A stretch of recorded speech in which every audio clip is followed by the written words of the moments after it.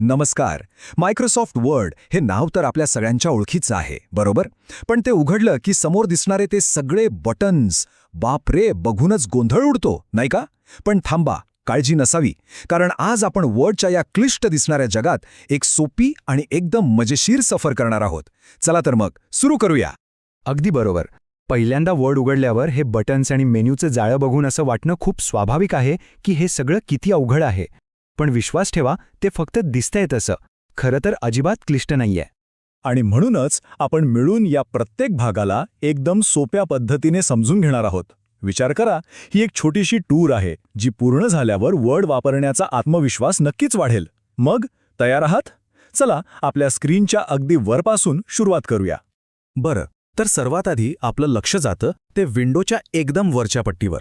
हा भाग म्हणजे काय? तर आपल्या डॉक्युमेंटची ओळख करून देणारी आणि काही महत्त्वाचे शॉर्टकट्स ठेवणारी एक खास जागा. ही आहे टायटल बार. याचं काम अगदी साधं सोपं आहे. आपण ज्या फाईलवर काम करतोय ना, तिचं नाव इथे दिसतं. याचा फायदा काय? जर आपण एकाच वेळी अनेक फाईल्स उघड्या ठेवल्या असतील तर कोणती फाईल कोणती आहे हे लगेच कळतं, गोंधळ टळतो. आता त्याच टायटल बारच्या डाव्या कोपऱ्यात बघा, काही छोटी बटणं दिसतात ना. हा आहे आपला क्विक ॲक्सेस टूल बार. इथे सेव्ह, अंडू म्हणजे जी बटणं आपल्याला सतत लागतात ती ठेवलेली असतात. आणि सगळ्यात भारी गोष्ट काय माहितीये, आपण आपल्याला हवी ती बटणं इथे आणून ठेवू शकतो. म्हणजे आपलं काम एकदम फटाफट होतं. चला आता येऊया वर्डच्या हृदयाकडे, म्हणजे रिबनकडे. असं समजा की हे आपलं मुख्य कंट्रोल पॅनल आहे. डॉक्युमेंट तयार करण्यासाठी लागणारी सगळी जादूची बटणं इथेच आहेत. तर या रिबनमध्ये ना होम, इन्सर्ट अशा वेगवेगळ्या टॅब्स आहेत. आणि प्रत्येक टॅब म्हणजे काय? तर एका विशिष्ट प्रकारच्या कामासाठी लागणाऱ्या टूल्सचा एक सेट. यामुळे आपल्याला जे हवंय ते टूल शोधायला फार धावपळ करावी लागत नाही. सगळं व्यवस्थित मांडलेलं आहे. चला तर मग पटकन काही महत्त्वाच्या टॅब्सची ओळख करून घेऊया. सगळ्यात पहिला आणि आपला सर्वात चांगला मित्र म्हणजे होम टॅब. आपल्याला आपल्या टेक्स्टला सुंदर बनवण्यासाठी जे काही लागतं ना, म्हणजे अक्षरांचा आकार बदलणं, त्याला मस्त रंग देणं किंवा त्याला बोल्ड करणं, हे सगळं इथेच मिळतं. त्यानंतर येतो इन्सर्ट टॅब. नावावरूनच कळतंय, डॉक्युमेंटमध्ये एखादा फोटो टाकायचा आहे, टेबल बनवायचा आहे किंवा एखाद्या वेबसाईटची लिंक टाकायची आहे. सरळ या टॅबवर यायचं. पुढे आहे पेज लेआउट. हा टॅब आपल्या पानाची रचना ठरवतो. म्हणजे आपलं डॉक्युमेंट प्रिंट झाल्यावर कसं दिसेल हे सगळं इथे ठरतं. पानाला बाजूने किती जागा सोडायची म्हणजे मार्जिन, किंवा पान उभं हवंय की आडवं, हे सगळं कंट्रोल इथे आहे. आता रेफरन्सेस टॅब हा खास करून विद्यार्थी आणि संशोधकांसाठी खूपच महत्त्वाचा आहे. मोठे रिपोर्ट किंवा प्रबंध लिहिताना संदर्भ सूची म्हणजे बिब्लिओग्राफी किंवा फुटनोट्स जोडायच्या असतात. हे सगळं किचकट काम हा टॅब अगदी सोपं करून टाकतो.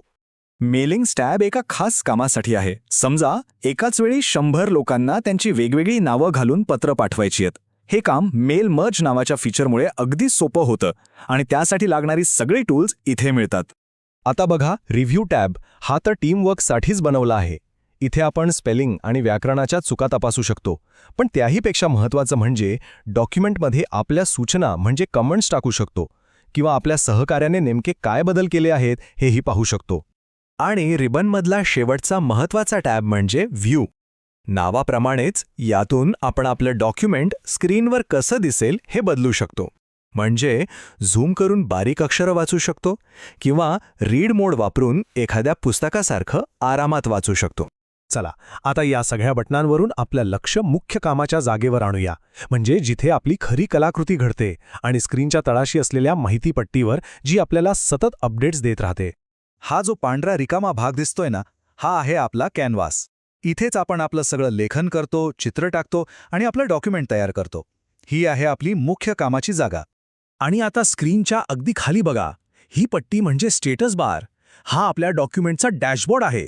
म्हणजे इथे आपल्याला एका नजरेत कळतं की आपण कोणत्या पानावर आहोत, आतापर्यंत किती शब्द लिहिले आहेत, अशी सगळी महत्त्वाची माहिती इथे दिसते. वाह, तर आपलं डॉक्युमेंट आता तयार झालंय. पण आता सगळ्यात महत्त्वाचं काम बाकी आहे, नाही का? ते म्हणजे आपलं काम जतन करणं, म्हणजेच सेव्ह करणं आणि गरज पडल्यास ते कागदावर उतरवणं म्हणजे प्रिंट करणं. चला बघूया ते कसं करायचं. आपलं काम सेव्ह करण्यासाठी वरच्या डाव्या कोपऱ्यात असलेल्या फाईल टॅबवर क्लिक करायचं. मग सेव्ह ॲज निवडा. आपल्या फाईलला एक छानसं नाव द्या आणि ती कुठे सेव्ह करायची आहे ती जागा निवडा. झालं, इतकं सोपं आहे हे. आणि डॉक्युमेंट प्रिंट करायचं असेल तर त्यासाठी सुद्धा पुन्हा फाईल मेन्यूमध्ये जायचं आणि प्रिंट पर्यायावर क्लिक करायचं. तिथे आपला प्रिंटर निवडायचा, किती कॉपी हव्या आहेत ते सांगायचं आणि प्रिंट बटन दाबायचं. झालं काम. तर ही होती मायक्रोसॉफ्ट वर्डची एक छोटीशी ओळख. आता या शक्तिशाली टूलचा नकाशा आपल्या सगळ्यांच्या हातात आहे. मग ते एखादा CV बनवणं असो, एखादी कविता लिहिणं असो किंवा एखादा महत्त्वाचा रिपोर्ट तयार करणं. विचार करा, या नवीन ज्ञानाचा वापर करून आता आपण काय तयार करणार आहोत.